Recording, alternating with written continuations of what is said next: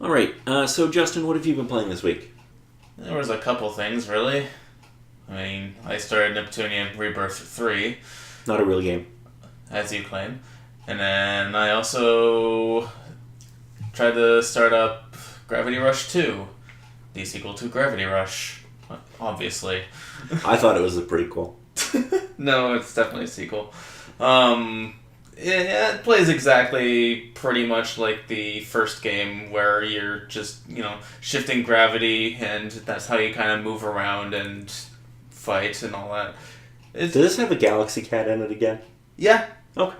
It's that game. Yeah, no, I knew that was Gravity Rush. Sure. That Galaxy Cat thing is basically what gives her the power to shift gravity. I mean, for the first little bit in the second game, you don't have it, so you're just running around without it, and then you eventually get it, and then, you can shift gravity again. Okay. So, yeah. I haven't gotten too far in it, but it's about what I expect so far. I do like the aesthetic of, how the cutscenes are shown. They're kind of like in a graphic novel style. Okay. So, that's interesting. So they're done cheaply. I wouldn't say cheaply. It's stylistic. Okay. Because usually that's done because they couldn't afford to actually animate them. Anyway, anything else you've been playing? Honestly, no. Not really. Okay. Fair enough. David, what have you been playing? Not a heck of a lot. My week's been busy with trying to schedule and take care of a bunch of things. At very most, it's kind of been the typical sort of stuff, keeping up with the couple mobile games and other competitionary games to keep my skills in check. I did pick up Sekiro Shadows Die Twice and gave the tutorial and whatnot a start, and it was fun. Also, there was death. Couple of deaths. Well, yeah, it's a hard game.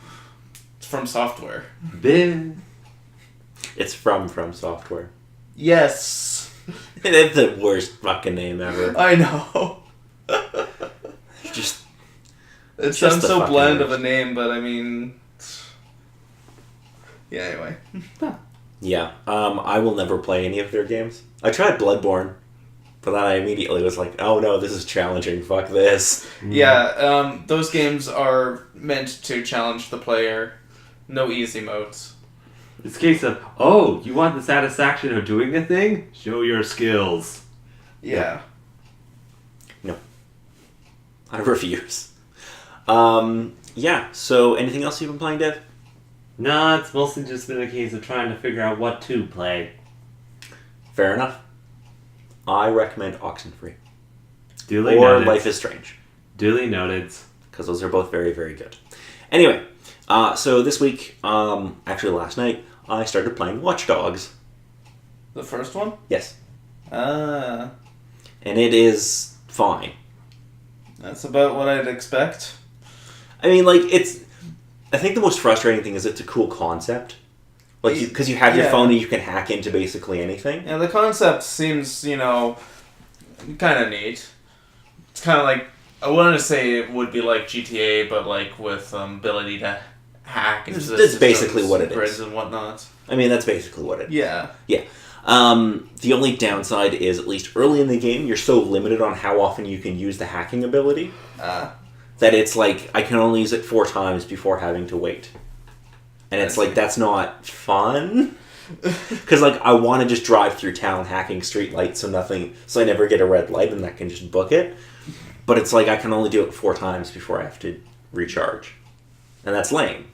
I mean, maybe that changes later in the game. You get more uses or whatever. Skills or powers or whatever. I don't know. Yeah. That kind of sucks though. But, I mean, it's fine. If you like Grand Theft Auto, you'll probably like this. Because it's Grand Theft Auto with a twist. And I would say probably a more interesting story, potentially. Because basically you're this guy and you're part of a hacker group and you steal a bunch of money. And this guy gets pissed off and he attempts to kill you, but he ends up killing your niece. Because you're in a car accident and she dies. And then you're all 11 months later, you're trying to find out who hired this guy to kill you. It's kind of an interesting story, but I'm it's kind of just a Grand Theft Auto clone. Yeah, basically, more or less. With a unique kind of twist. So, Yeah, did you guys have anything else you want to talk about in gaming? Probably the stupid Nintendo VR. Oh, fuck Nintendo. Hold your Switch right up to your fucking face. Yeah, I do have problems with this, honestly. I mean, sure, the concept of playing Mario Odyssey or Breath of the Wild in VR may seem alright. The problem I find is, like, the frame rate in Breath of the Wild is not really all that stable for being, comfortably in VR, for one. For two, the resolution of the screen itself isn't terribly great. And for three, the fact that you have to hold it to your face because there's no strap and basically all the motion is in the Joy-Cons instead of the Switch console itself. So that's why they have to be there. Yeah.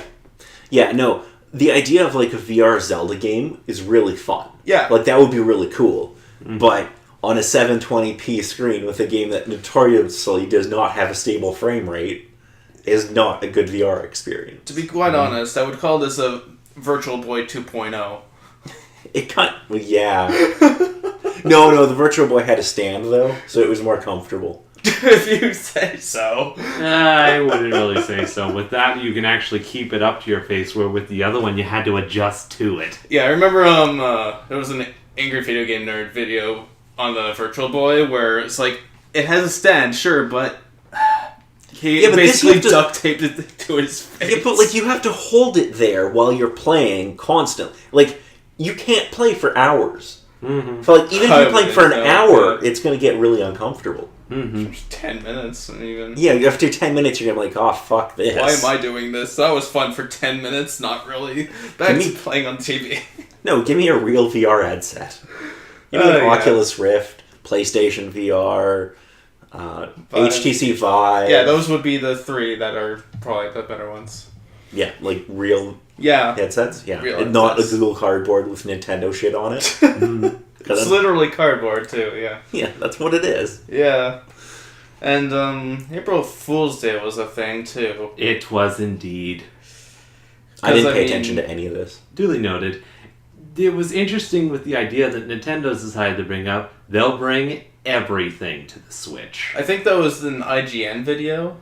For that sort of stuff. Yeah, where they basically just brought everything to the Switch, including, like, the Zelda CDI games. And yes! And Fallout 76! Nobody cares. Just everything. I want the Zelda CDI games. Like, if they like ported them over to the Switch and made them super cheap, I would buy them. Radio. I mean, like, why not? It's not like Philips is going to be like, no, our CDI back catalog is so valuable. Another April Fool's Day video I saw was on, like, the Xbox One or Microsoft, but it was done by Video Game Donkey, that channel. So, like, the first thing it showed was Banjo-Kazooie Nuts and Bolts HD coming to PlayStation 4. That's funny. And it just kind of, that was like what happened for most of, like, the rest of the Direct or whatever. It was just, nothing's coming to Xbox One. And this game is cancelled. We are getting Halo Master Chief Edition on Windows. Finally. Yeah, I'm not quite sure why they didn't bother in the first place. They did release, like, the first Halo on PC, but I think it was the first 1 and 2 they did. But after that they did. Yeah. Because I bought the original one on PC and played it on my laptop, which was not a good experience. But no, the graphics were horrible. Well, also, it was a laptop from, like, 2008. Yeah. And that wasn't a good experience. But I actually can't wait for that. And it's going to be on Steam, which is interesting. Because Microsoft isn't going to make you go through the Microsoft store to buy it. Well, thank God. Yeah, because nobody... Apparently, like, here with Borderlands 3... that's 6-month exclusive to Epic Games, yeah. Yeah, that's kind of stupid. Oh, I don't care. But I don't really care either, because, I mean, I only played a little bit of Borderlands 2 before, but I wouldn't consider myself a big fan or anything. But it's a fine game. I don't see the issue with people have with the Epic Games thing. Because it's like, oh no, you have to install another program to play a game. Like, fuck off. Oh, yeah. And another April Fool's Day thing, which is also kind of similar to like that sort of concept, was the game launcher. That's funny. It's great. Yeah, so like with the game launcher thing, like Steam and Epic Games are pretty decent. Epic Store could probably use some work, but it's okay. It's by far not the worst. I mean, sure, there's Steam that has, like, 90% shit, and the rest is, other games that you probably more or less care about, maybe not. I still think that Uplay might be the worst. Yeah. Uplay is pretty terrible, because my biggest issue with Uplay is when you launch the launcher, you can't go directly and click on the game you want to play. Oh, really? Because it opens to, like, a screen of just ads. Ugh. And then you have to go over to your games and then pick the game you want. I'm like, I know it's only an extra click, but it's the fact that you make me stare at these bullshit ads. My God, why? And EA, unsurprisingly, does the same thing. Yeah, I'm not a fan of that either.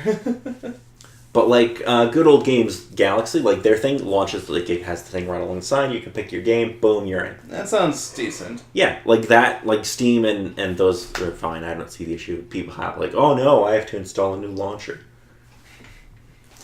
Anyway, did either of you have anything else you wanted to bring up? Not right now, I guess. In that case, I've been Paul. I'm Dave. And I'm Justin.